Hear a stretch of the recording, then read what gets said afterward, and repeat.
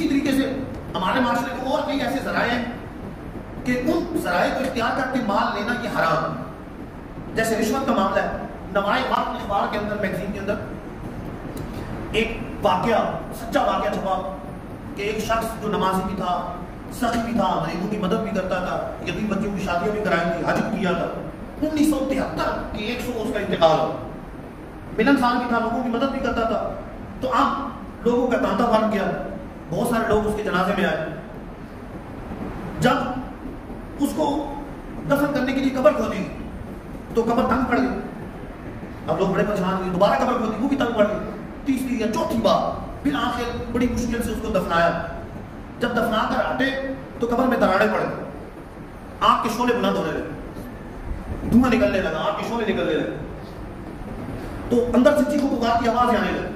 اب لوگ وہاں سے بھاگ گئے. بعد میں تحقیق کی تو یہ بات سامنے آئی کہ جو بتایا ایک شخص جس نے حج بھی کیا، جس نے عمرے بھی کیے، جس نے یتیم بچیوں کی شادیاں بھی کرائی، جس نے لوگوں کی مدد بھی کی، وہ شخص اس کا واقعہ یوں ہوا کہ وہ ایک شروع سے ذہین تھا، ماں باپ نے تعلیم دلوائی، بالآخر رشوت یا سفارش کی زور پر کسی بینک میں ملازم ہو گیا اور رشوت کی لت پڑ گئی. اسی رشوت کی وجہ سے اس نے بینک بیلنس بھی بنایا، اسی سے حج کیا، اسی میں یتیم بچوں کی شادیاں کرائی، اسی میں غریبوں کی مدد کی، اسی سے ساری نیک کام کرتا.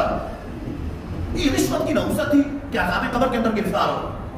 سرکار عالم صلی اللہ علیہ وسلم فرماتے ہیں الراشی والمرتشی کلاہما فی النار. رشوت دینے والا اور لینے والا دونوں جہنم میں. رشوت لینے والا بھی جہنم میں، دینے والا بھی جہنم میں. یہ کہ ہمارے معاشرے کا ایک ناصور ہے، جس محکمے میں جائیں آگے رشوت خور بیٹھے ہوئے.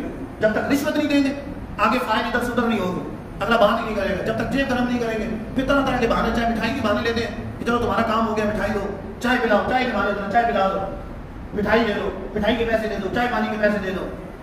تو اس طریقے سے حالانکہ حکومت کی طرف سے وہ ملازم ہیں، ان کی ذمہ داری ہے کہ وہ کام کرے.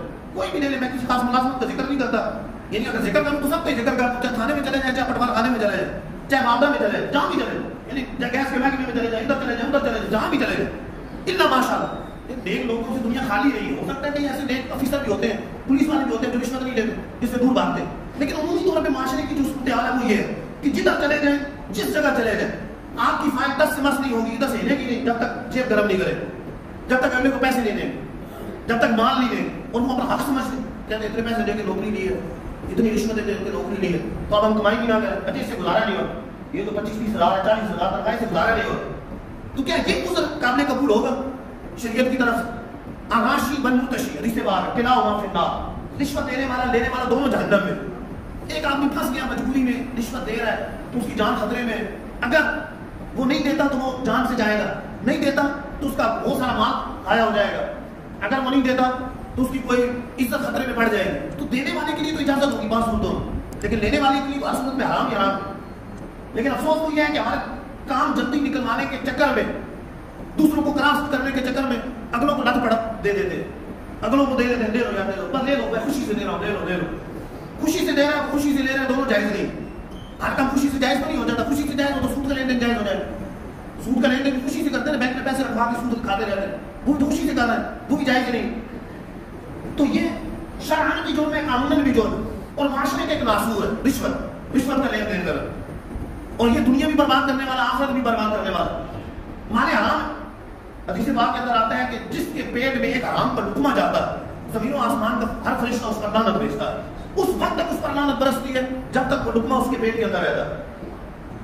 مولاي صل وسلم دائما ابدا على حبيبك خير الخلق كلهم. مولاي